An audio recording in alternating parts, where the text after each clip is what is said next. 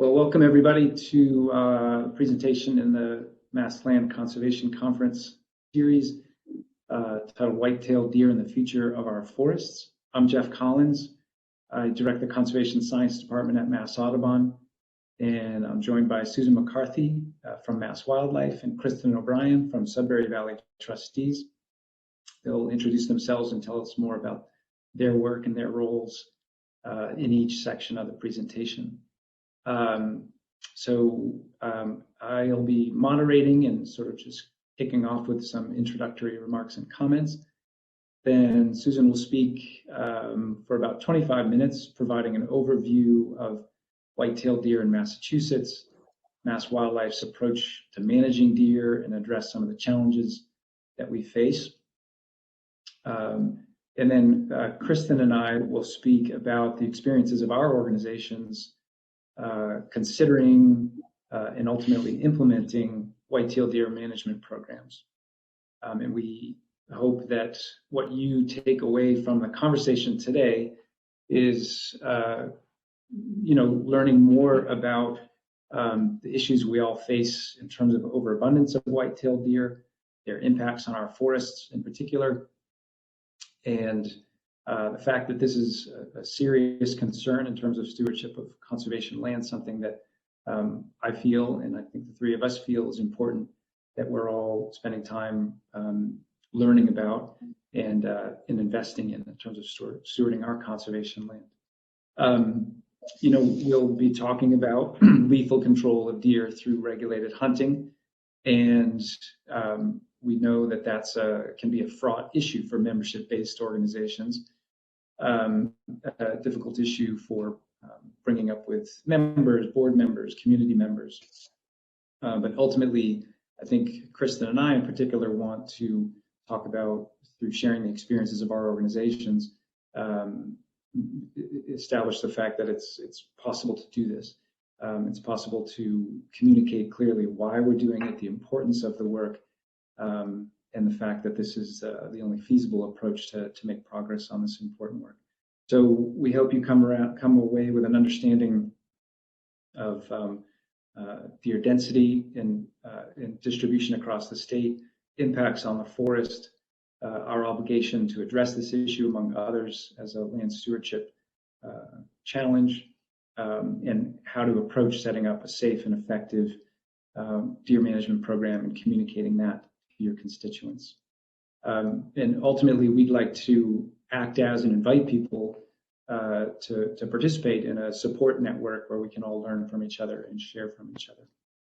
I'll say, first off, Mass Audubon is not on the cutting edge of this work. We benefited a lot from learning from others in municipalities, at Mass Wildlife, Sudbury Valley Trustees, and the Trustees of Reservations, sharing their experience. And as I get into my section of the presentation, I'll talk in more detail about that. All right, just going to turn my camera off and we'll get started. So as Jeff introduced me, my name is Sue McCarthy. I work as a wildlife biologist for the Massachusetts Division of Fisheries and Wildlife. And so today, obviously we're here to talk about white-tailed deer, but I like to start out any of my presentations giving a very brief introduction to who we are as an agency and what it is that we do. So the Massachusetts Division of Fisheries and Wildlife is the only state agency that has the responsibility to conserve, that is, to restore, protect, and manage all of the state's native flora and fauna, and all of the habitat that those species depend upon, with the exception of marine species, marine animals. And the reason that we do that is mainly for the benefit and the enjoyment of the public now and into the future. So again, we're here to talk about white-tailed deer. I'll start with some really basic biology and information about the species. They are very common and abundant throughout Massachusetts. They're what we consider to be habitat generalists. So that's meaning that they can do pretty much, they can do really well pretty much anywhere. So they do very well in suburban environments where there's lots of high quality habitat and where they experience pretty high survival rates. Female deer become sexually mature at about 2 years old, and they're typically having 2 to even 3 fawns per year every year. And those fawns are born late May to early July. Research in the northeastern United States has shown that fawn survival is actually really high. So 40 to 60% of all fawns are going to survive to adulthood. Deer have a pretty small home range, so 1 to 3 square miles, and really what that means is that these animals can live at a pretty high density on the landscape because they have a smaller home range. And of course, what we're talking about today are the impacts that deer have to forests. And that all comes down to what it is that deer eat and how they feed. So during the spring and summer, they're focused on green, lush vegetation, buds, leaves, forbs. And in the fall and winter, they completely switch gears and they're focused on first on hard and soft mass. So things like acorns and other nuts like beech nuts, soft mass, things like apples and wild fruits. And then in the winter, they're completely focused on hard woody browse. So things like twigs and sticks and tree bark is what they're feeding on. The important thing really to take home here is that deer have to consume a lot of vegetation in order to sustain themselves. So vegetation isn't very high in calories, so they've got to eat a lot of it. So deer are consuming 6 to 8% of their body weight per day. So for a 100-pound deer, that's about 7 pounds of vegetation that they're consuming every single day. And a lot of times folks will say, well, you know that deer are eating vegetation, but a lot of other animals are eating vegetation out in your forest too. So how do you tell the difference? It's very obvious. It's very distinctly different. So our lagomorphs and rodents, things like rabbits and woodchucks, are leaving a sharp 45-degree cut on vegetation that they're feeding on. Deer are leaving a ragged edge, and the reason for that is because deer lack upper incisors. So they're pinching vegetation with those lower incisors up against this pad on the roof of their mouth and tearing away that vegetation. So determining what deer are eating and how much of it they're eating is actually pretty simple. The only potential complication in some areas of our state is the question, is it a deer that's eating it or is it a moose that's eating it? But overwhelmingly for much of our state, especially eastern Massachusetts, which I'm going to be focused on a lot today, we're talking about deer browse, not moose. So moving into forest impacts. If you take anything away from my presentation today, it's this slide. This is hands down the most important concept that we're going to be talking about today. So when deer numbers rise above 20 deer per square mile, you start to see negative impacts to the forest and to the ecosystem. So in other words, when you have 20 or more deer per square mile, other species of wildlife, plants, and insects that depend upon a diverse and balanced forest and healthy understory start to become negatively impacted. You also see an increase in invasive plant species, and you have these overall cascading effects. So as deer densities go up, obviously more deer eating more, so more deer browsing behavior. That leads to a decrease in plant species diversity, a decrease in insect species diversity, and an increase in bird species diversity, their nesting success, et cetera, et cetera. And so there are lots of studies out there, lots of scientific literature that have looked at this phenomenon of deer density and deer browsing behavior having negative ecological impacts. This is just one example of many of those studies that found essentially that as deer numbers increased, forest fragmentation increased, invasive plant species increased, nest predation and parasitism on certain songbirds that were ground nesting or mid-story nesting increased, and there was also an increase in predation from pets. So I've been talking about this 20 deer per square mile threshold, and you might be wondering, well, what does that mean, or what does that look like on the landscape? And a lot of times this concept leads people down the road of thinking that in order to assess how many deer are on the landscape, or to assess whether or not deer are having an impact on the landscape, you have to know how many deer are there. And that's not the case. So my point being is that you don't need to conduct a time-intensive or an expensive scientific study to estimate deer densities to know whether or not they're having an impact on the landscape. All you need to do is be able to read the forest, read the landscape. You need to know what it is that you're looking for and what you're looking at to determine whether or not you have too many deer. It doesn't really matter if you have 25 deer per square mile or if you have 50 deer per square mile. What you're doing is just assessing whether or not you have too many. And so this next series of slides that I'm going to show you are examples of properties that have some deer impact, that have a lot of deer impact, and that are significantly impacted by deer overabundance. So this first slide, this is a property, a DCR property, Wachusett Watershed in Holden, and this particular portion of the property is west of Route I-190. And this property has been hunted for a number of years, and it's still open to hunting, has been for quite some time. And what we find there is that the forest floor is nice and diverse. There's a herbaceous layer that's intact and able to flower. We've got a diversity of plant species and an even greater diversity of age classes in those species. You see lots of these plant species that are able to flourish and reach adulthood. You see particularly species that deer prefer to eat, things like oaks. This is American chestnut that's sprouting. And because there are deer there, of course, you're going to see some browsing behavior. They live there, they're obviously eating something, but the deer browse that you're seeing is pretty minimal, and it tends to be restricted to the species that deer prefer to eat. So things like maples and oaks. Now, this is the same piece of property, same ownership, but this portion of the property is east of Route I-190. This property was not open to hunting until just a few years ago. And what we see there at the time that we surveyed it a few years ago was that this herbaceous layer is pretty much absent, it's really sparse. You see very little plant species diversity. You see very, very little age class diversity. And then you start to see browse on plant species that deer do not prefer to eat. And they're eating those because they've already eaten all of the preferred species. So things like American beech, low bush blueberry, birch species, and oriental bittersweet. Now, here's an example of a property that is severely impacted by deer. This property has a density estimate of over 50 deer per square mile. And what we see here is that herbaceous layer has been completely taken over by hay-scented fern, and there are also a few white pine seedlings mixed in throughout.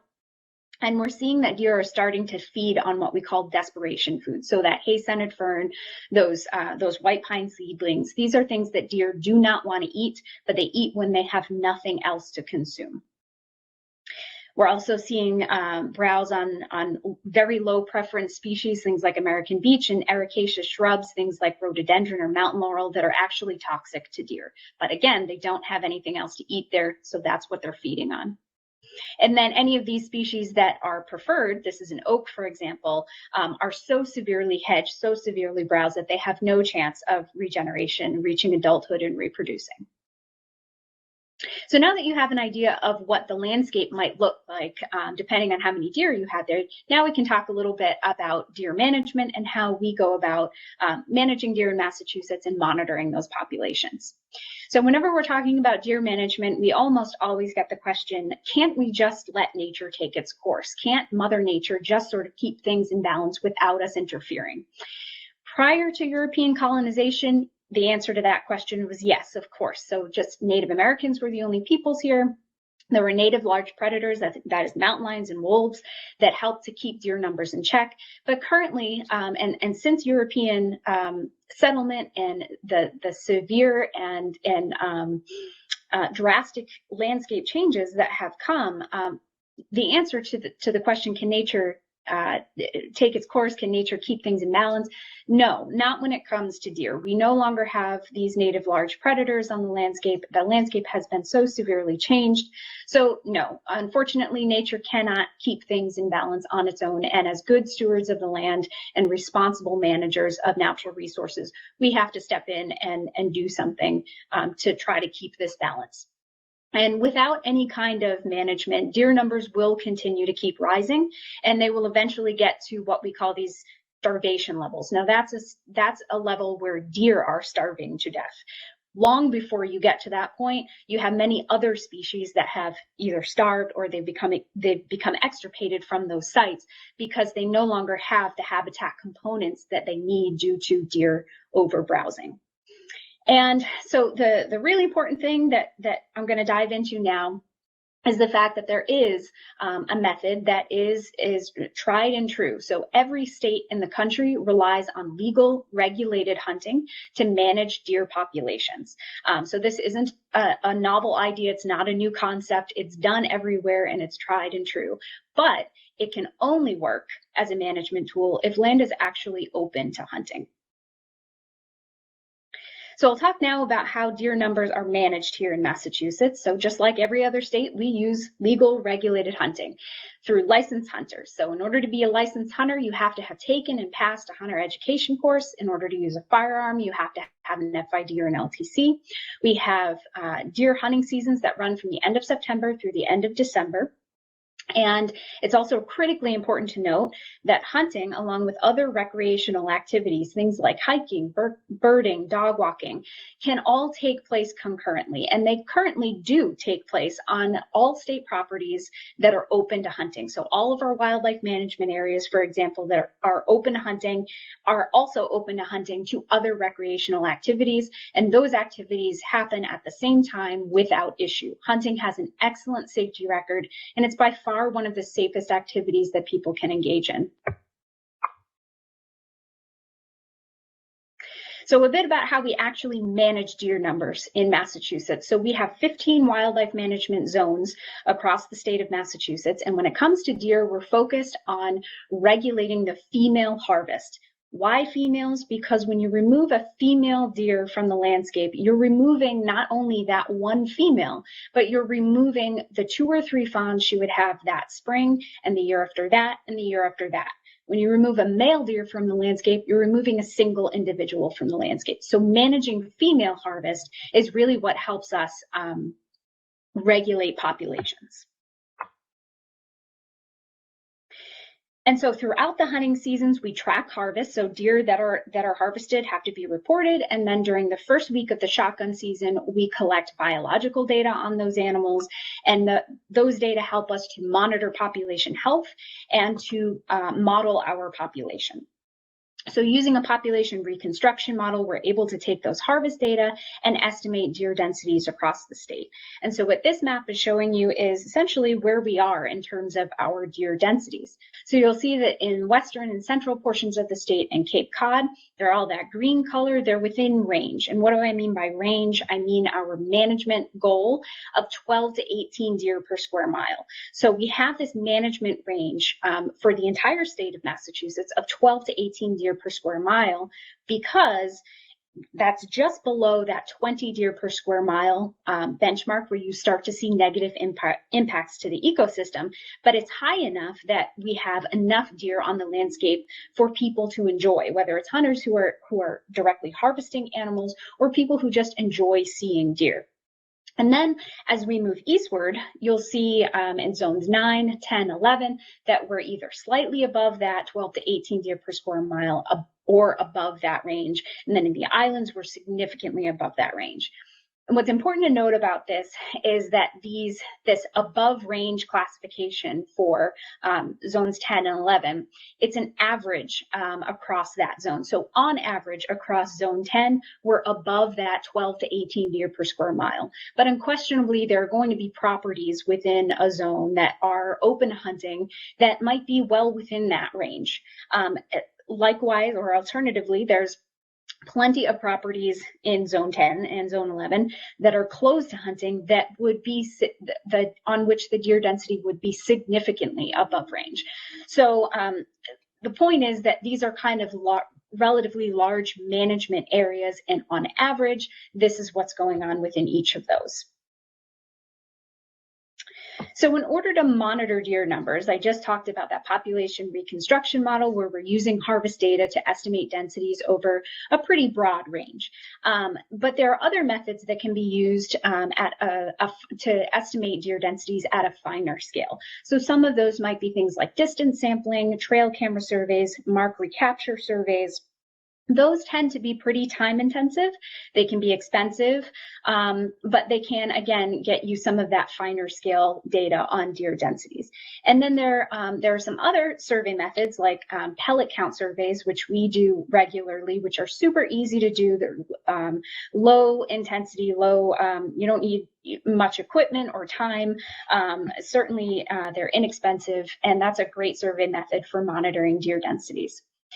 And then, as I hinted at earlier in the talk, You don't necessarily have to be too terribly focused on the precise density of deer. You're never going to know precisely or accurately how many deer are on a property. And it's not even that important as your first step to determine a density. Your first step really is determining whether or not you have too many deer on the landscape and whether or not they're having negative effects on your ecosystem. And so that's when these particular survey methodologies are really important. So browse impact surveys, and a couple of other methods for assessing vegetation impacts are really critically important tools for determining whether or not you have too many deer. And then just to move into some of the management challenges. So hunting, we know, effectively manages deer numbers in areas where there is enough hunting access, but it's incredibly difficult to control deer numbers in areas where hunting is restricted. So where you have large blocks of forest closed to hunting, town ordinances or bylaws that further restrict hunting, etc. And so if you're in a community or you own properties where there are high deer numbers, what do you do now?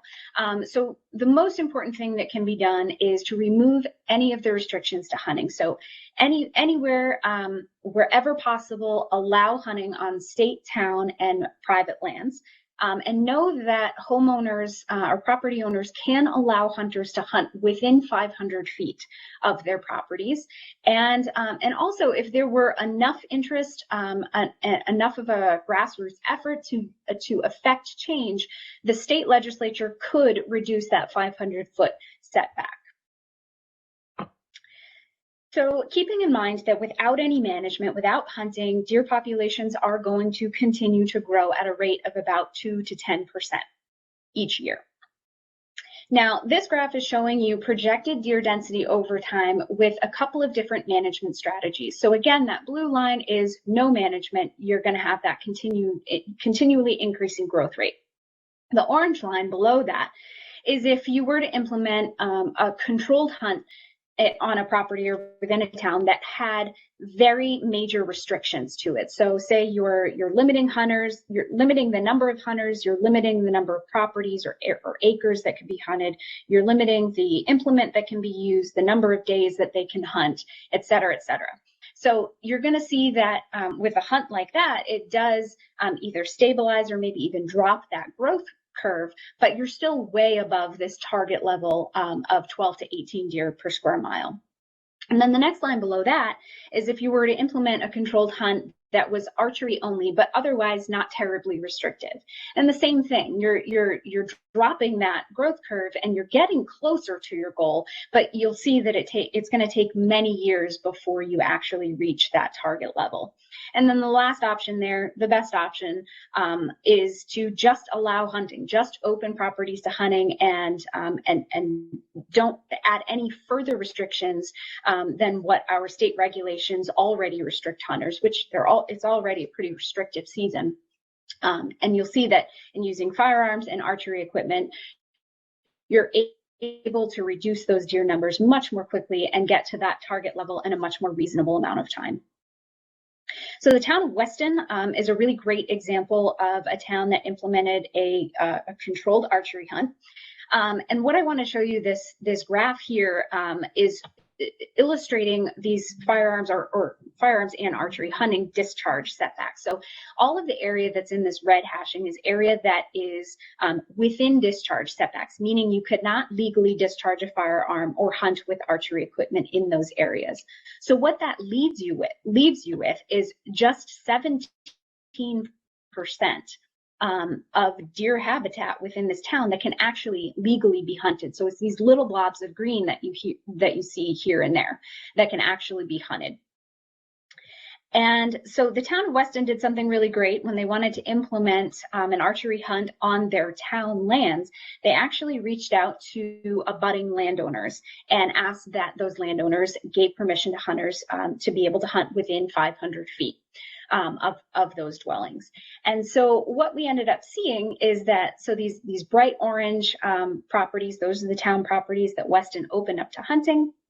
And then this sort of buffer around each of those is illustrating the impacts that a controlled hunt is likely to have on reducing deer density. So what this is showing you is that, and you'll notice in the key that it says a 1/4 mile, that's basically factoring in the concept of deer home range size. So if this property, the bright orange portion, is hunted, you're expecting to see impacts to deer densities that extend out a 1/4 mile or so. And so what's really important to take home from this slide is the fact that the more properties that you have open and the larger those properties, the more of an impact you're having on a landscape level. If just one of these properties was open, you could see visually from this map what little impact it would have on the landscape level.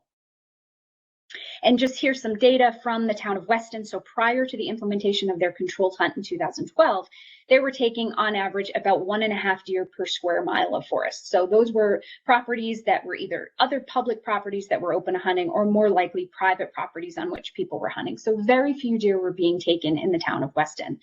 But when they started their controlled hunt in 2012 and had all of those town lands open to hunting, they went to removing 5 deer per square mile. So many more deer. And what that shows is that their controlled hunt allowed for the increase in harvest rate, which in turn allows for either stabilizing or reducing that population growth rate. And so for my pretty much my last slide here, just wanting you to keep in mind that hunting has lots and lots of benefits to conservation. So hunting, fishing, and sporting dollars have funded decades of conservation efforts, not just for species that sportsmen pursue, like deer, but all of those non-game species that are also benefiting from those sportsman dollars. Understand that hunting is legal. That legal regulated hunting is free. This is a service basically that hunters can do for you without it costing you anything. This doesn't need to be, allowing hunting on properties doesn't need to be expensive, and it doesn't need to create extra work for you or for your organization. Also keep in mind that hunting is not easy. So it's something that requires a large amount of skill and time and patience. It is unquestionably effective, but you have to be able to give it time in order to work. In other words, you can't implement a controlled hunt for one season and expect that you're going to reach your deer density goals. It is something that takes time and takes commitment, but it is unquestionably effective. And then lastly, know that that these animals are being harvested for a legitimate purpose. So you'll notice that I always use the term harvest. I don't use the term kill.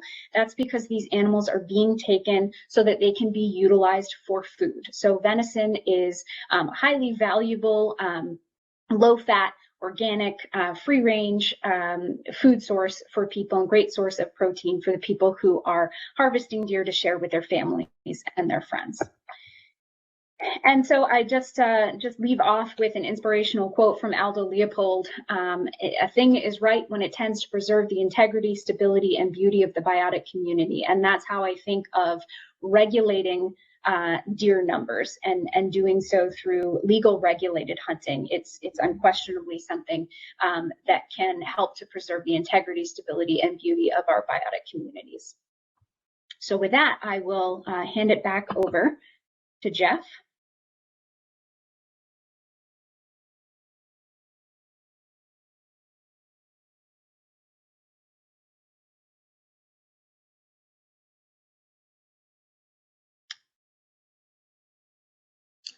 Did we lose Jeff? I don't know. It looks like it. Let's get nervous. Okay. Well, no, I'm sorry. I was muted. I was muted. Oh, okay. Can you hear me, Okay. Casey? Yes. yeah. All right. Let me get mine teed up here. Thank you, Sue. That was fantastic. Sure. And while Jeff's getting ready, I'll just also say, I know I talked super fast and went through a lot of information. We'll have plenty of opportunity for questions and answers, and then you'll also be able to, I'll provide my email address, and you'll be able to reach out if you have any other outstanding questions or concerns or requests for more information. Great. All right. Susan and her colleagues and everyone at Mass Wildlife is such a resource for all of us, and we really appreciate that. As Sue said there at the end, enlisting your local hunters can be a free sort of low management way to address this issue. And so what I'll present here, I want to emphasize, is not all the steps you need to go through to get this work done, but I just want to talk about Mass Audubon's approach, give a little context, and it may inform your approach to the issue and in your properties. So Mass Wildlife is a statewide organization founded 125 years ago this year, 1896. And I think important in this conversation was founded essentially to end unregulated hunting of birds, unregulated hunting for the feather trade, for the millinery trade, etc. So as we approached this issue, that's kind of in our DNA, and our properties are called wildlife sanctuaries, and so there's sort of an internal discussion to be had, and a careful external communication about these decisions. We're a membership organization with members statewide, a lot of program participants, a lot of program-based income, and a lot of very generous donors who support our organization. So again, this was our constituency that we had to consider and be aware of. But as we look at our statewide sanctuary system, you see a lot of those properties. The yellow ones here are ones with nature centers, and you see a lot of them in those eastern zones that Sue just spoke about. And we had seen evidence on our properties of the same sort of forest impacts that Sue has spoken about. Nearly completely absent forest ground layer and shrub layer at our Ipswich River Wildlife Sanctuary in Topsfield. Severely browsed American beech trees trying to resprout, but not getting through this browse zone of deer, and so interrupting this regeneration function and ultimately leading to sort of an absent generation of the forest, where we don't have this low forest structure for invertebrates, for birds to nest, and reducing diversity. Whereas with this spring photograph on the left being a fairly empty forest ground and understory, we want something a little bit more like on the right, and ultimately this lush, multi-story, diverse forest. This is a photograph from Elm Hill in Brookfield and North Brookfield in central Massachusetts. And this is sort of what we had in mind as a target for a lot of our properties.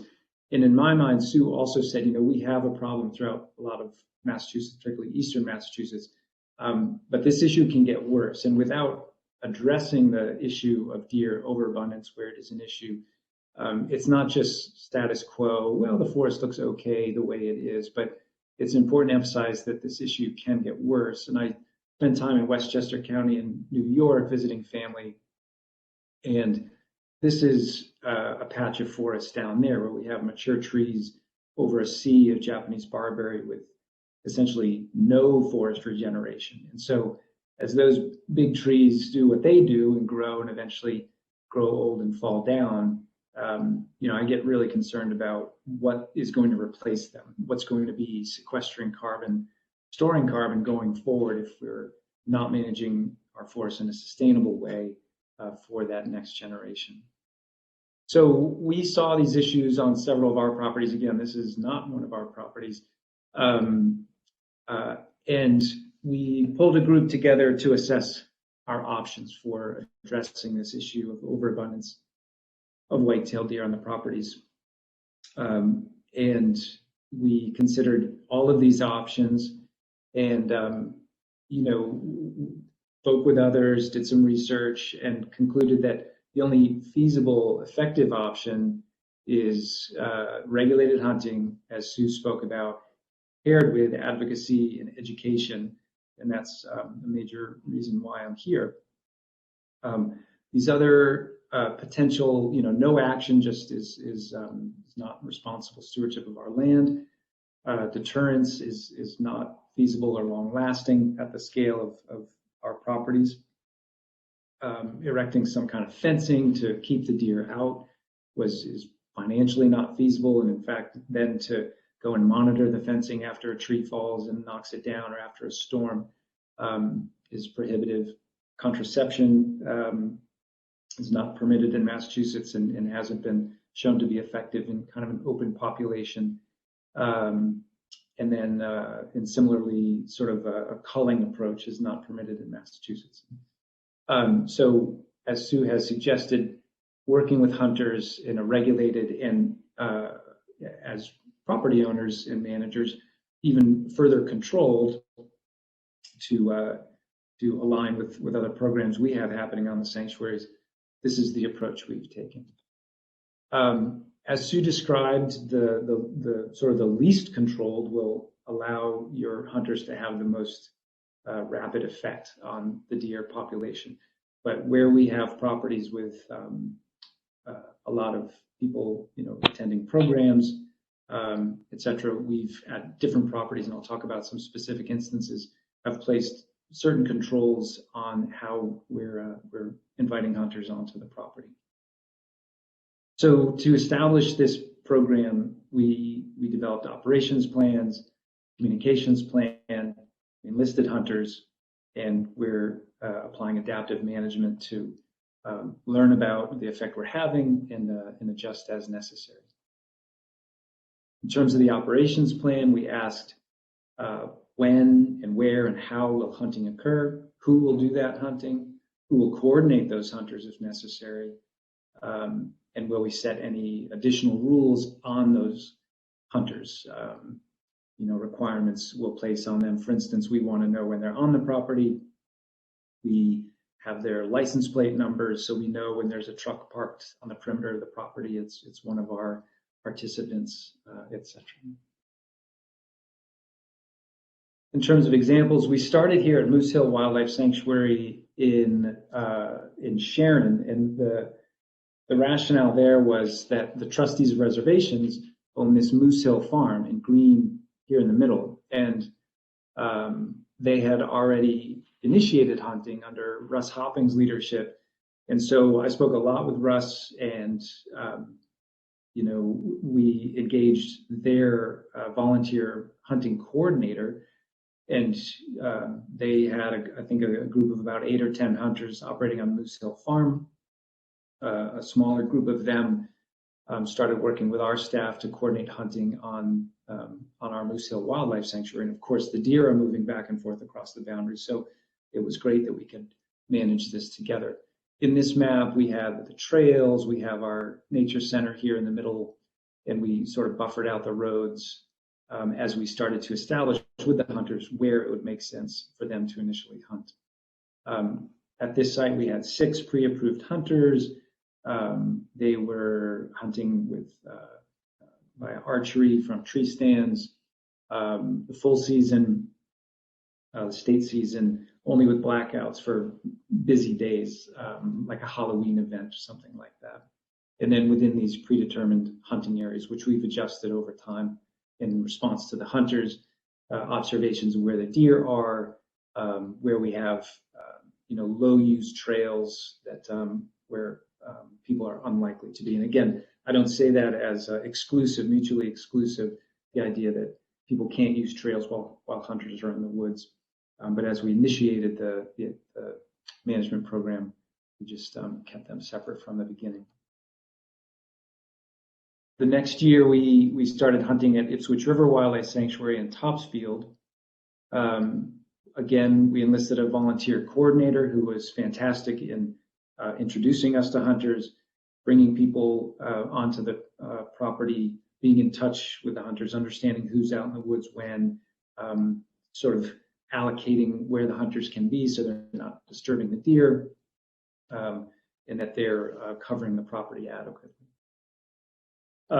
We have more programming at Ipswich River further out into the property. So we've focused on a Monday only hunt here, which is when the sanctuary is closed to the public.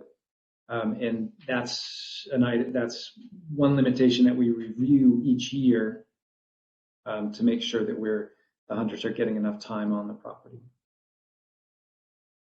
And then finally, an example of a property down on Nantucket, and special prize for anyone who can pronounce this property, Sakacha Heathlands, on the eastern side of Nantucket.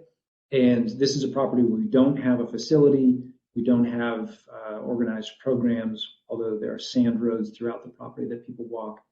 And we just simply decided to make this property open for hunting according to state regulations. So all hunters, all methods during the full state season, all licensed hunters, of course. And we sort of spread that word to the local hunting community there on there. And each of these cases will have a sign up at the trailhead, sort of alerting people that hunting is occurring on the property. And that gets to our communications plan, my next slide here, if it will jump. Jumping, hopefully still have me with you.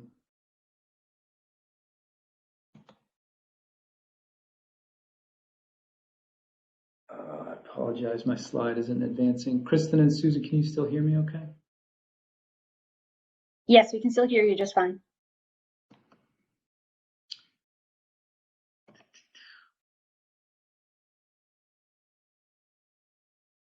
I apologize.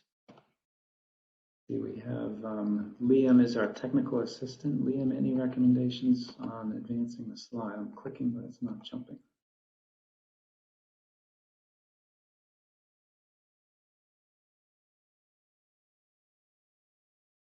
All right, well, I might just jump in without the slides, and if the slides join us, then use that to illustrate. But for a communications plan, try unsharing and sharing again. Okay, folks, give me a second.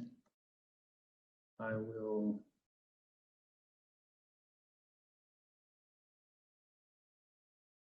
Tap on the share. That should take my screen away.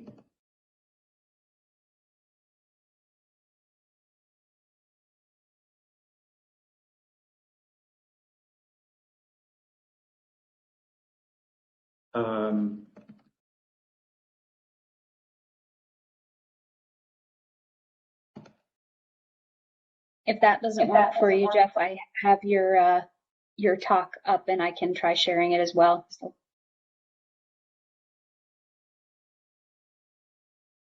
Yeah, it doesn't seem to want to change anything for me, even when I hit unshare. Well, let me keep moving so that Kristin has enough time. So we, for a communications plan, we prepared talking points to describe the program and our rationale behind the program. We worked on education and informing various constituencies, particularly our staff and volunteers, our board of directors, our members and donors, community leaders. We reached out to the conservation agent in town, the local police department and the environmental police, some, large abutting neighbors. We did not send letters to all abutters, but we spoke with some neighbors just depending on the layout of the property, particularly conservation abutting landowners. And we have signage up educating trail users about the program. We did not make a big effort to publicize this, but at the same time, we weren't hiding. We had the talking points on our website available through a short URL, which I have up here on the slide, but it's massaudubon.org/deerplan, so that staff could remember to send people to that location if they had questions. We had prepared our front desk staff at various the locations with hunting, so people were prepared to answer questions. We did have a couple articles in the newspaper, again, not placed by us, but as people learned about this in the Worcester Telegram and Gazette and in the Salem News, and where we were prepared to respond to people if we had negative feedback. We didn't get really any feedback from those articles. In fact, well, we did get one, a positive letter to our president saying this writer was happy to see that we were taking this action and taking care of our land. At the same time, we were prepared for some opposition. We had sort of standard responses ready to go for social media, for Facebook posts, for phone calls that we would get. But we noticed when we would initiate hunting at a property, we had, maybe a dozen or 20 negative pieces of feedback on social media or phone calls, but that dropped right off dramatically in the next year as people sort of understood and we were able to explain the rationale behind the action. And then enlisting the hunters. I have a nice photograph here. I'm sorry I can't share it, of the hunters we have at Ipswich River. We have had all guys. We've done some outreach to attract female hunters, but it's been a diverse group of guys with different backgrounds and all committed to responsible hunting, and B, to our approach, why we're conducting hunting. We've made clear to them this is not a private hunt club for you. You're participating in a habitat management program. People really buy into that, understand and appreciate being involved. So we get together before the season and post after the season. Our sanctuary staff do to develop a plan and then kind of debrief on what happened and inform that adaptive management approach. And wish I could share our slide about the numbers, the success rate or the success that the hunters have had going up over the years as we've learned more about deer movement on the property, and the hunters have kind of made their approach more efficient. And we've increased the number of hunters in some places as well. And at Ipswich River, we went from deer stands only to ground blinds to give them some more flexibility. So my takeaways are to learn from the experience of others. We went through, frankly, a pretty in-depth review of our options. I don't think every group needs to do that. I think if you learn from the experience of others, get use of hunting to reduce your deer density is with knowledgeable hunters from your community, coordinate with partner organizations so that you're having an impact beyond your bounds, because this is an issue that is a problem at a landscape scale, and we all need to cooperate on this. Adapt your approach as necessary, and communicate the value of this work, the importance of this work, and the value of the work in taking care of our land. So let me try to unshare again, because I'll need to do that so that Kristin can present.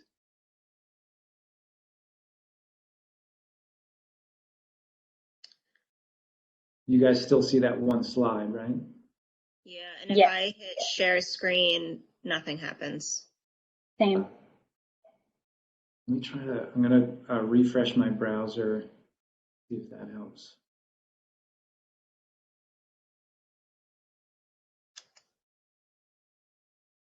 Well, while we're trying to figure this out, I will just kind of start to jump into this. So, oh, we lost that screen. Let's see. Okay, that's better. All right, I might be able to do this.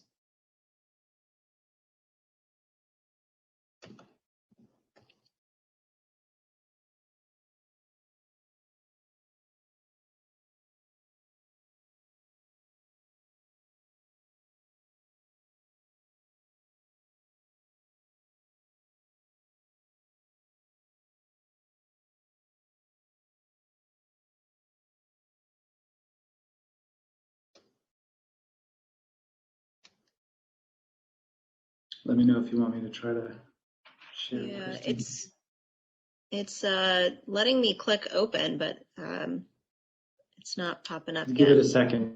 Sometimes for both of us, it took sometimes 10 seconds for it to pop up.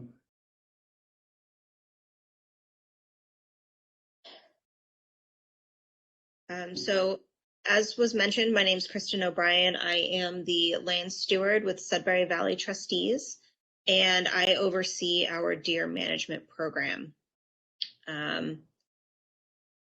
Hoping that we can get this running soon. You want me to try?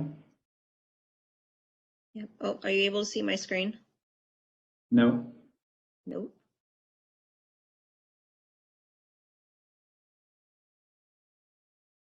Okay, yeah, if you want to try, that'd be great, and I'll just keep talking. So SVT is a regional land trust. Oh, there we go. Good. And we, our mission is to work to protect our natural areas and farmlands for wildlife and people in the 36 communities that surround the Sudbury, Assabet, and Concord rivers. So as part of this, we have to, of course, have really strong stewardship management of our properties. And we started to notice that we were seeing really heavy deer browse on our properties to the point where we were noticing significantly less understory, especially on our eastern properties. So we decided to have this deer management program. We set up 4 main goals. We wanted to protect and enhance biodiversity, work with partners on managing deer abundance, implement controlled hunting at select reservations, and have that balance of deer population and habitat carrying capacity Susan had mentioned. So we decided very early on that we wanted to have pretty extensive oversight of our program. Part of that came from the concern of the general public, our members, trail users, neighbors, our board, coming back with a lot of questions. So we wanted to really be able to provide those answers. Downside to this is that it does require a lot of staff time. So right now we allow hunting on 10 properties. 5 of those properties we issue archery only permits. 2 properties we have a hunter that gets neighbor back reduction every year. And then 3 properties we don't require any permits, and we allow archery or firearm deer hunting. And we typically issue 16 to 18 permits per season. So as part of our oversight, we do ask a lot of our hunters. So every hunter that we allow into the program has to be interviewed and approved by staff, pass a proficiency test, and then attend orientation in September. And then once they're out on the properties, I've highlighted a few of the big ones, but there's a much longer list. So all hunters must hunt from a tree stand, a temporary tree stand. And we need them to represent SVT well. We consider them to be volunteers, and if somebody, a trail user or a neighbor approaches them, we need to make sure that person is going to speak respectfully to this person, and if they're not willing to answer questions, at least direct them back to staff. And then for every visit, they have to submit a hunting log, which I'll get into in a little bit.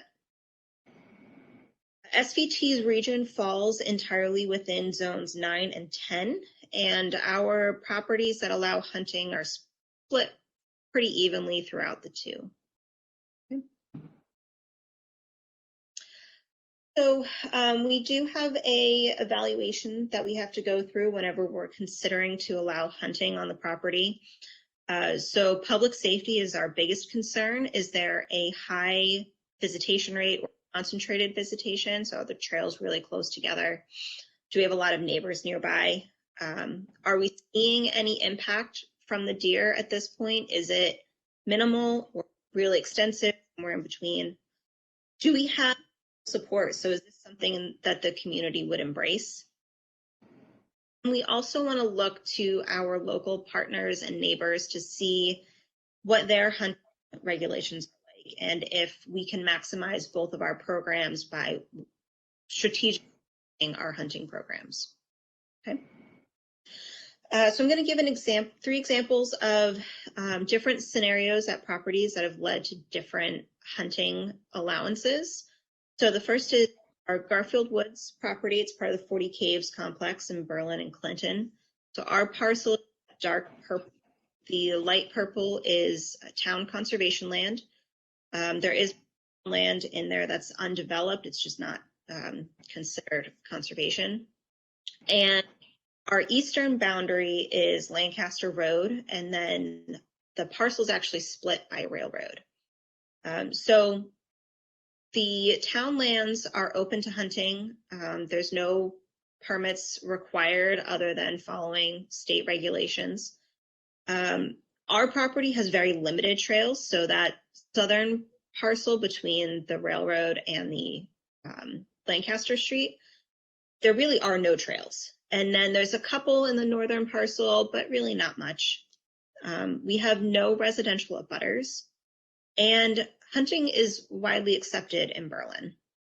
So all of these factors came together, and we decided that we would not require an SVT permit, and this property is open to hunting as long as they're following state regulations.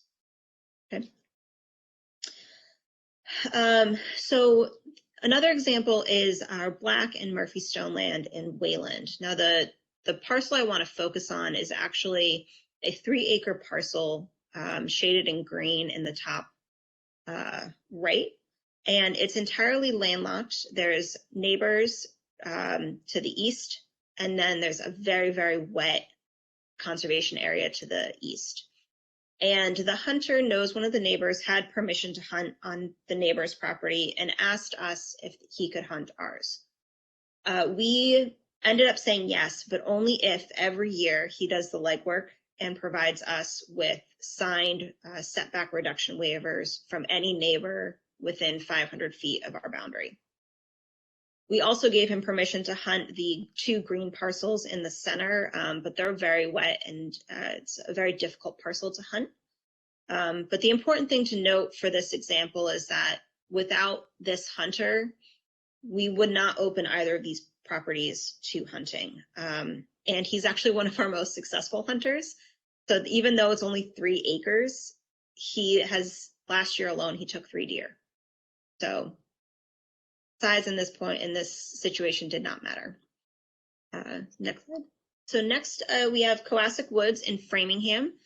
So our parcel is outlined in red. It looks like a key. And to the south is the Ashland Town Forest. They do not allow hunting. Then we have a power line right of way that cuts through mostly the northern part of the parcel. There's a big cluster of trails in the northwest side. And then we have this very extensive and clustered neighbors, where if you look at the light green, that is our 150-foot setback from a structure. The darker green is the 500-foot setback. And all of these factors led for us to say, we will allow archery only on this property, but we're only going to issue 1 permit, because really the only safe place and accessible place for a hunter is that southern portion of the property. Next slide. So one of our neighbors here actually used to be on the board of SVT, and deer has become the bane of his existence. So he decided in 2015 that he was going to host a neighbor outreach event. And he invited some of the neighbors, mostly from the western half of the property, to his house, and he introduced them to SVT, hunting, and also the hunter. He was able to attend. And they have since done this every year, with the exception being this past year. And by 2019, they were able to get every single neighbor to agree to a 150-foot setback reduction. So that really opened up that whole northern part of the property, and we now issue a second permit there as well. Next slide. So every year we want to, we reassess the program. How is everything going? And one of the ways we do this is with an annual summary. And this information entirely comes from those hunter logs that we have them fill out for every visit. So it's not very long, it's about 10 questions. And we ask them, how many deer did you see, doe versus buck? Did you take anything? How much time did you spend on the property? Did you see other wildlife? Some other information, but it's a great way for us to get a sense of what's actually occurring out there, because they're spending a lot of time out there, more time than staff can do. And this is also a way for us to know, we can start to see trends, who's spending a lot of time out there is there a certain amount of time or frequency of visits that lead to a successful hunter? And so just as an example of this past year, we had 154 reports from 16 hunters. So it's really a lot of data that we've been able to use. Next slide. We also have installed deer exclosures at 4 properties that we allow hunting at. And so every year they get taller and taller. And they're really a great way to get an idea of how the vegetation is going to return to that property without that heavy deer pressure. But there's a few things that you really need to keep in mind with this, is that it takes time and resources to actually install the fence, but then it also takes a lot of time to do the monitoring and maintenance. And this has to be done fairly frequently because limbs come down, trees come down, deer try to jump through it or over it. And it also takes a long time to see the results of removing that deer pressure. So usually it's about 3 to 5 years, especially if you have that heavy tree canopy, but that can vary. Next slide.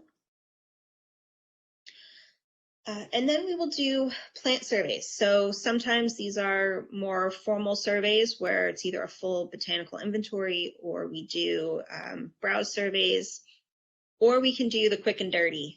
So both these pictures are a great example of being able to look in the woods and see that there has been a very heavy deer presence. So on the left, we have mature forest in the overstory, but then the understory is just Japanese barberry. And we have the same on the other side with hay-scented fern. And both of these species will not be eaten by deer unless they're extremely desperate.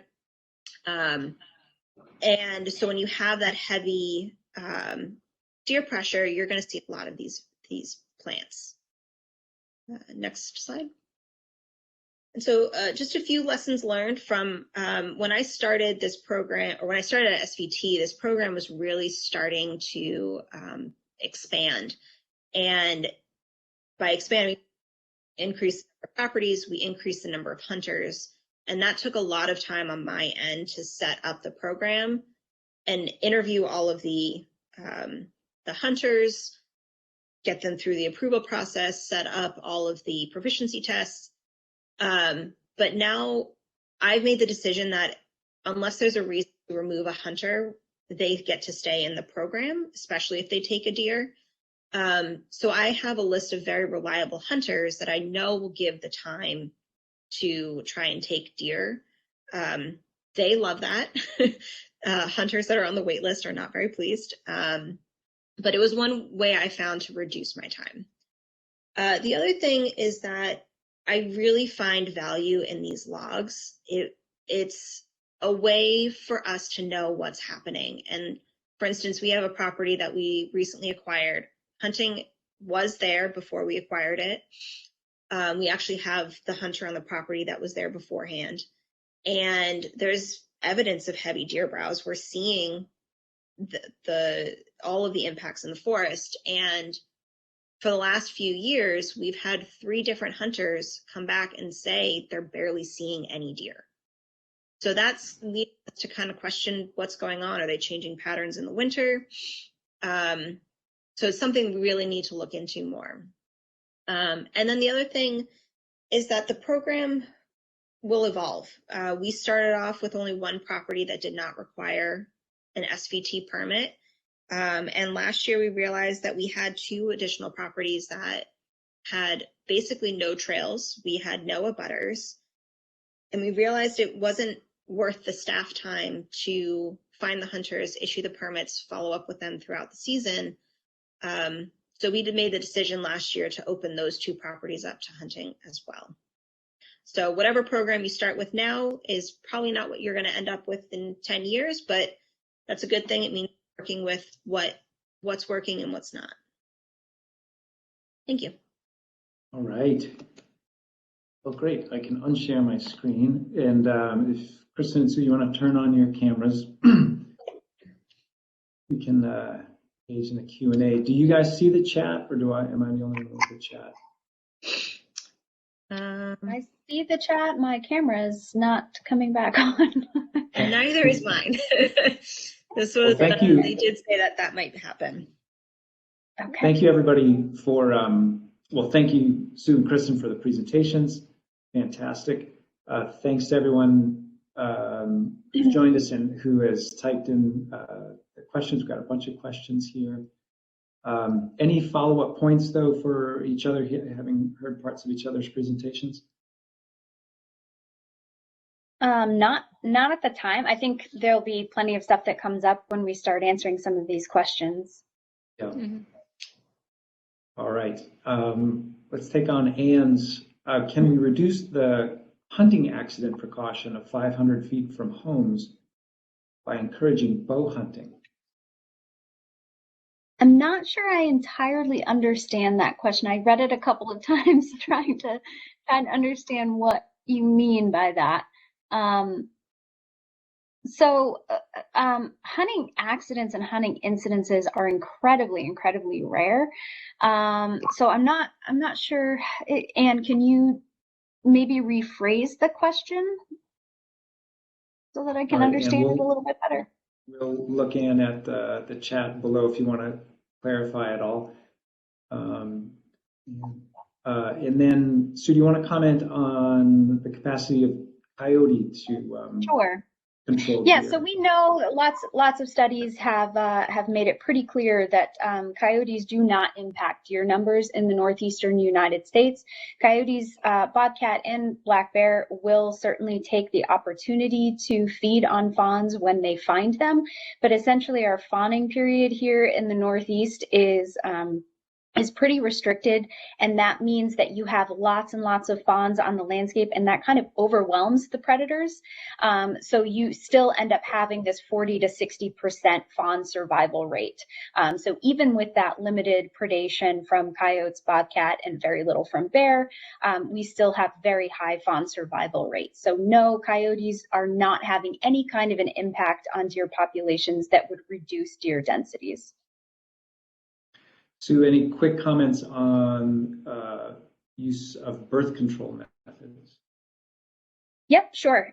So I wish I could bring up, I put together all these extra slides for when we had questions. So I'll read off of it. Unfortunately, I can't show it to you. But so contraception, including immunocontractives as well as surgical sterilization can certainly be effective at preventing pregnancy. And there are lots of studies out there that are still kind of, this is sort of still in its infancy in terms of the research that's being done about on chemical surgical sterilization and chemical contraception. And so we're still learning a lot about that, but to date, the research conclusions from these studies have shown that while it can be effective in preventing pregnancy, it's really not feasible to be able to treat all of the females in a population. And so, as Jeff mentioned earlier, the science just isn't there to support that immunocontraception or surgical sterilization is an effective methodology for open deer populations. If you had a limited number of deer in a securely fenced in area and you were able to capture and treat every single female deer in that area, then sure, it could be effective, but that's not the situation that we're dealing with on the Massachusetts landscape. And really the important thing to take home about this is that neither surgical sterilization nor chemical contraception is doing anything to immediately reduce the number of deer on the landscape. So if you currently have too many deer on the landscape and you sterilize them, you might not be adding more deer, but you still have too many deer. And so remember that these animals are, especially in these suburban and urban environments, are incredibly long-lived. So female deer can live 10 to 20 years. So even if that deer is sterilized and she's not producing more deer, you still have that same original problematic number of deer on the landscape. And so really what we need to be focused on is removing deer from the landscape. So basically the take home here is that the science is not there demonstrating that this is an effective management strategy for open populations, nor is it one that we would consider cost effective or reasonable. Great. I'm going to pass the questions around, so I'm going to jump around a little bit. Kristin, have you noticed a drop-off in hiking during the hunting season at SVT Reservoir? Not that I'm aware of, but that's we don't see as many people on the trails anyways that time of year. Getting later into the late fall, yeah. Like it's really end of mid-October to end of December, so that number is usually lower at that time of year. But really, the only way for us to get counts of trail users is from our preserve stewards or volunteers that report how many people they've seen. But we haven't, as far as I know, haven't heard anything from trail users recently saying that it stopped them from going.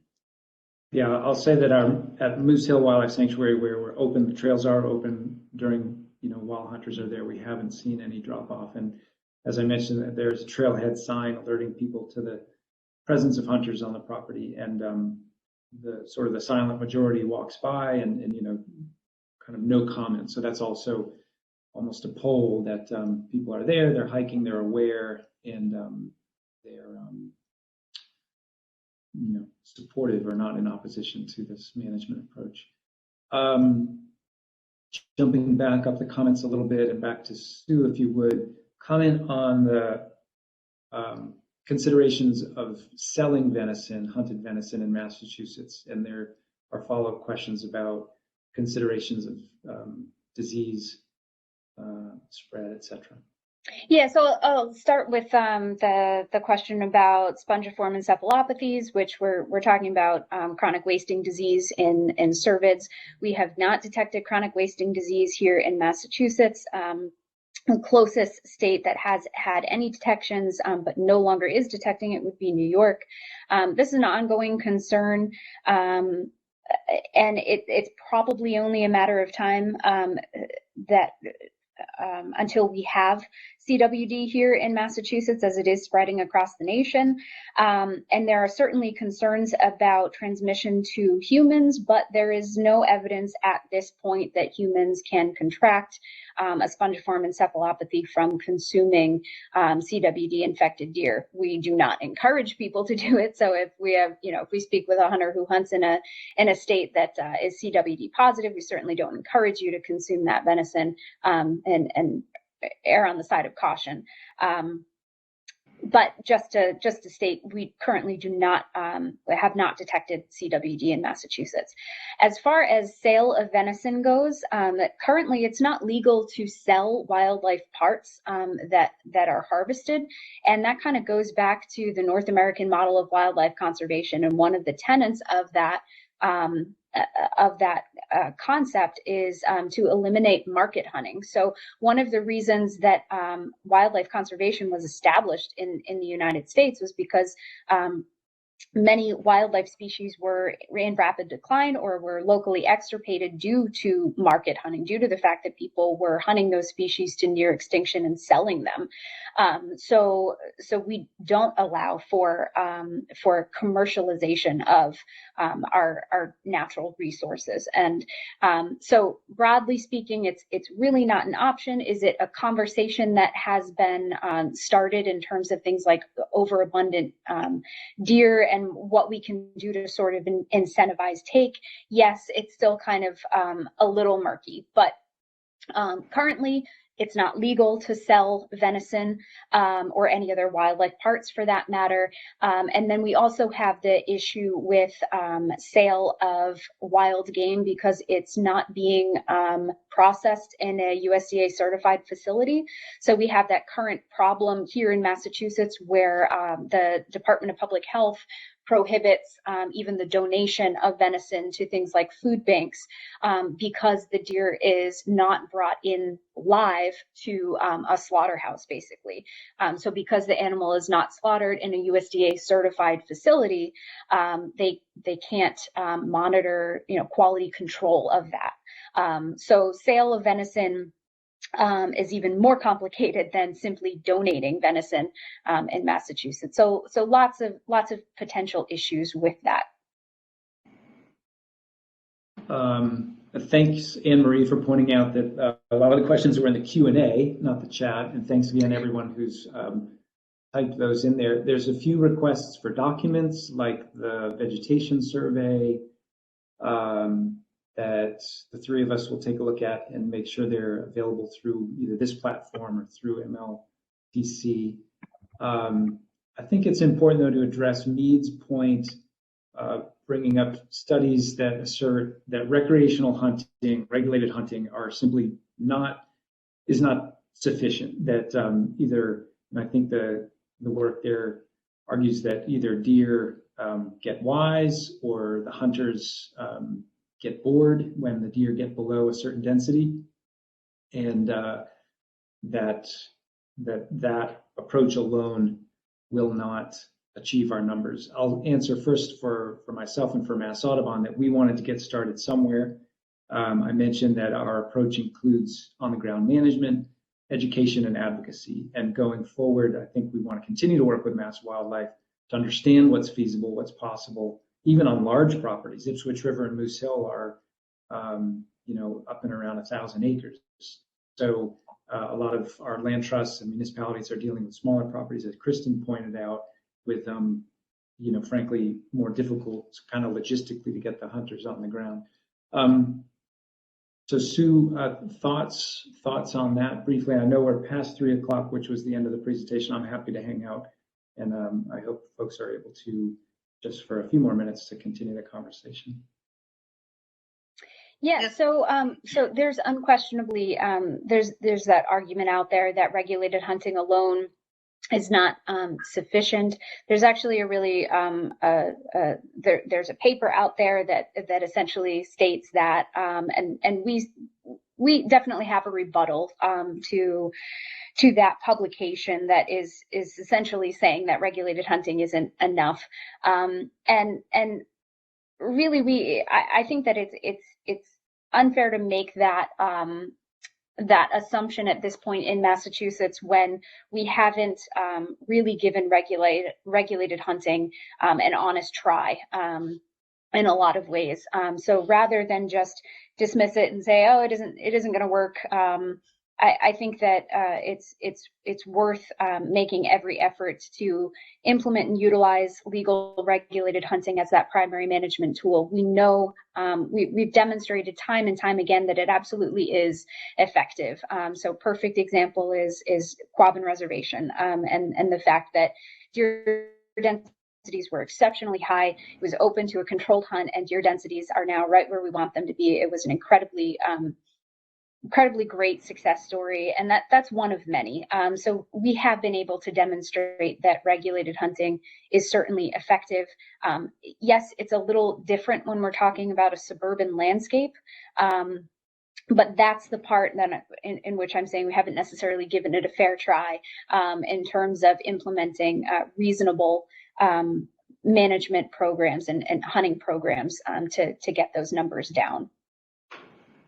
Right, and I would just want to add that as an attempt to try and increase the availability of hunting in Eastern Mass, I'm the coordinator for the Metro West Conservation Alliance, and we've been trying to get a subcommittee started to create a regional approach to deer management, because if right now we don't have much access, and as he was saying, we're not going to see an impact if only a few of us are doing it. But if we are really strategically finding property hunting on throughout Eastern Mass, we should start to see that impact on the deer population.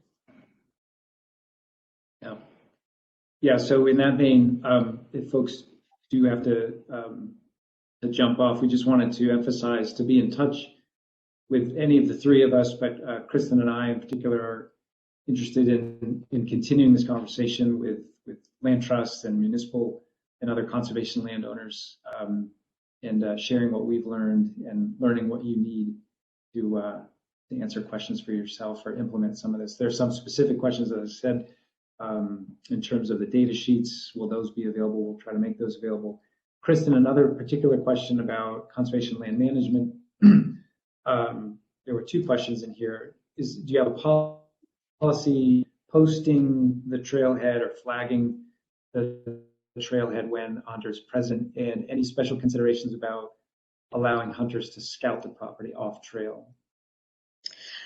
So yes, we do sign our properties, even if we're not issuing permits to them. We will put a very obnoxious orange temporary sign at every trailhead that we have access to, or we will post it where the trail is entering our property from lands owned by other people that's not hunted. And I'm sorry, what was the second question again? Do you allow, or how do you talk with your hunters about scouting off trail? Yep. So we issue permits in some point in September. And once the hunter has a permit, they are then able to, I mean, they can scout the property before that, but they can go to the property and start scouting. They typically will do that later in September, early October. But our hunters are not allowed to hunt within 75 feet of a trail or shoot across the trail. So they have to be off trail. You know, they're given access to the whole property.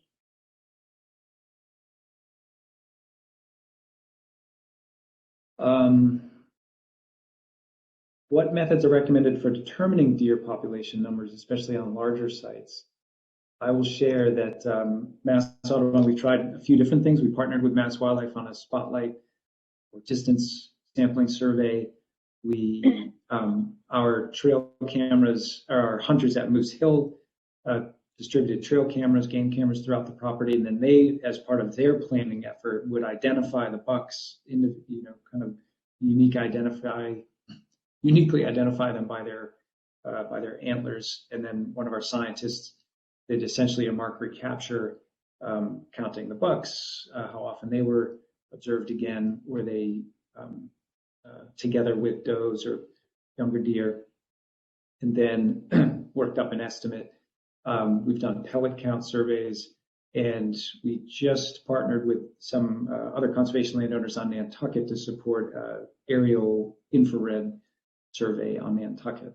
So there's a few different methods of varying levels of intensity and expense. Kristin and Susan, any thoughts on that? You pretty much covered it, that there, you know, and I mentioned a little bit in my presentation about those different methodologies, and as you just indicated, some of those are much more time intensive, expensive, or can be exceptionally difficult to implement on small properties. But on larger sites, they can be implemented. For example, like distance sampling surveys, something that we did at the Blue Hills Reservation. That's a 7,000 acre property that was a reasonably sized property to use that methodology.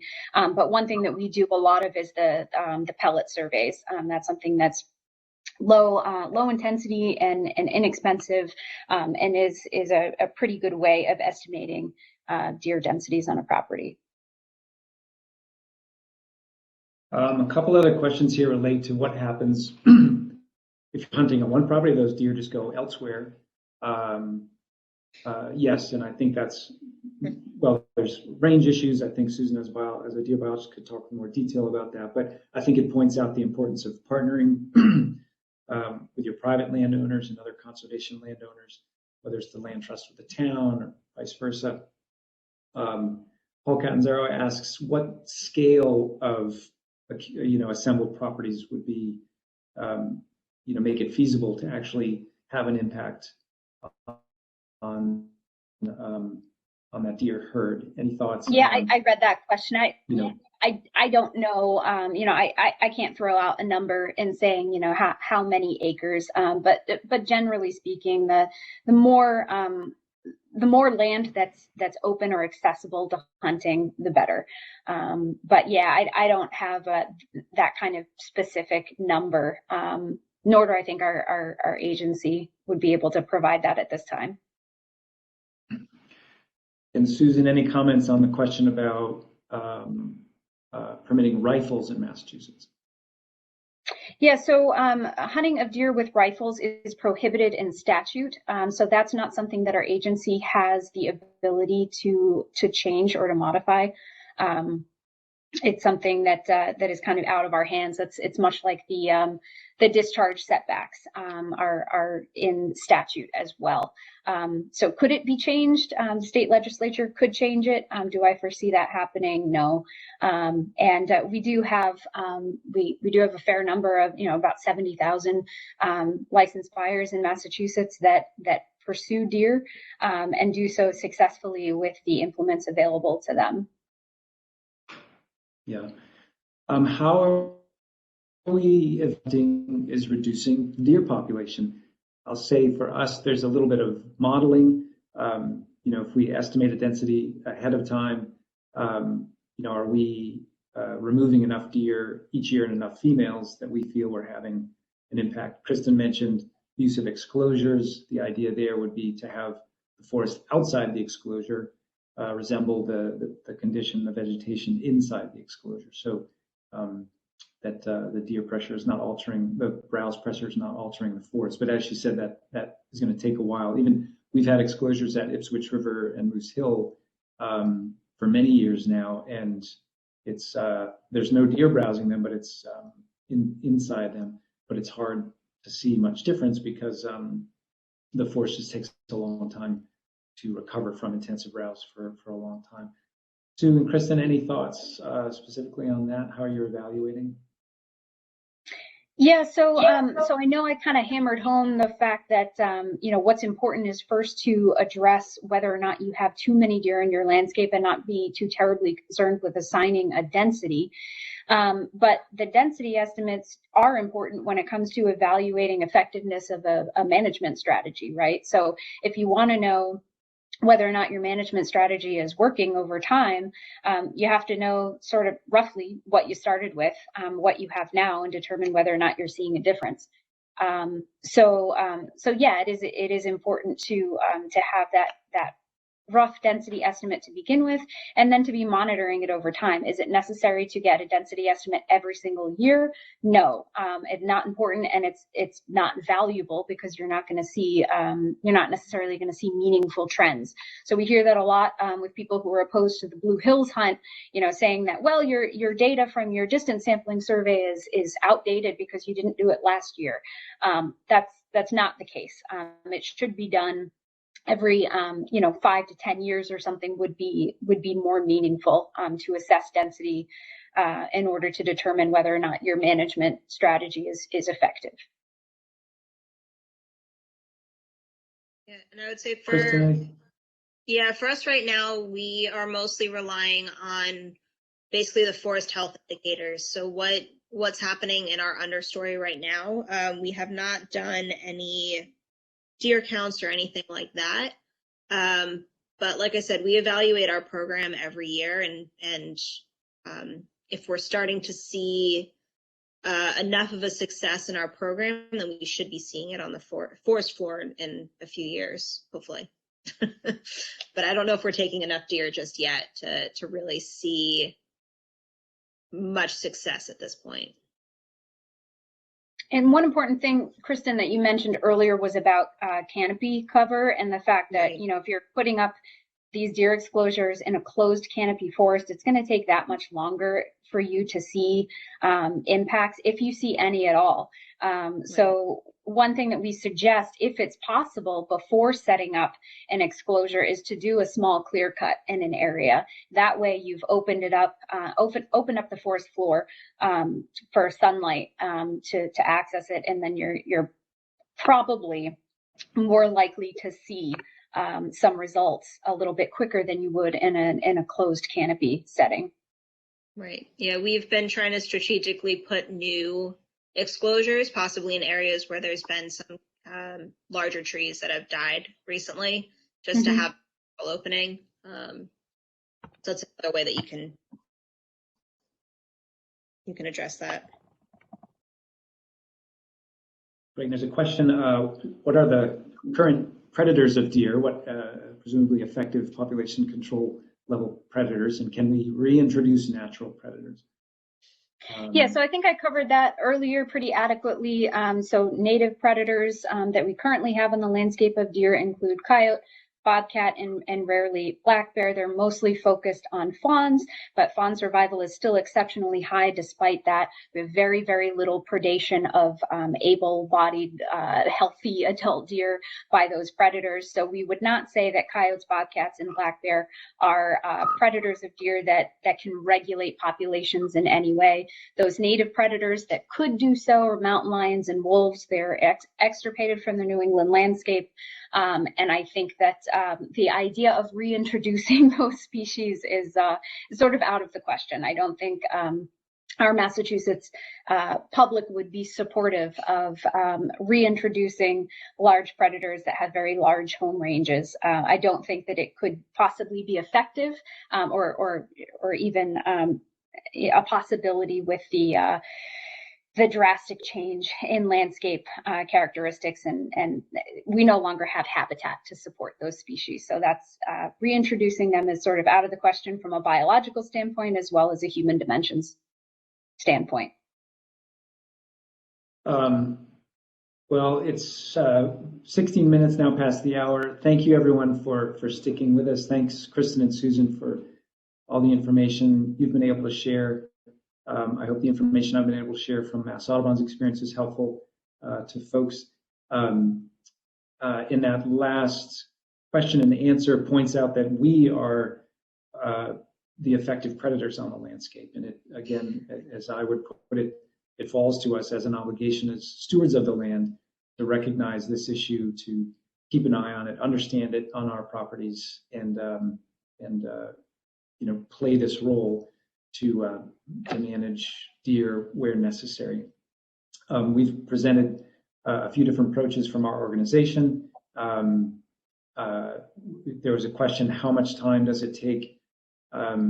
It's an investment in the cases of both of our organizations, but it's possible to do it. It's important work to do, and we hope you've learned a little bit about how you might implement it on your properties, or talk with the organizations in the towns where you live to consider this approach. As I said, we'll follow up on the requests for documents. Frankly, I need to figure out how best to share documents, etc. But also feel free to reach out to us directly, definitely through our website, so you can find our contact information. Any final thoughts, Sue or Kristin? I know there are probably a lot of questions that we weren't able to get to, so I'm sorry for that, but I'm more than happy to try to answer those via email. I did provide my email address in the chat, so please feel free to reach out and let me know, and I'll do my best to get back to you as soon as I can. Yeah, and, great, I'll put my email in the chat as well. Yeah,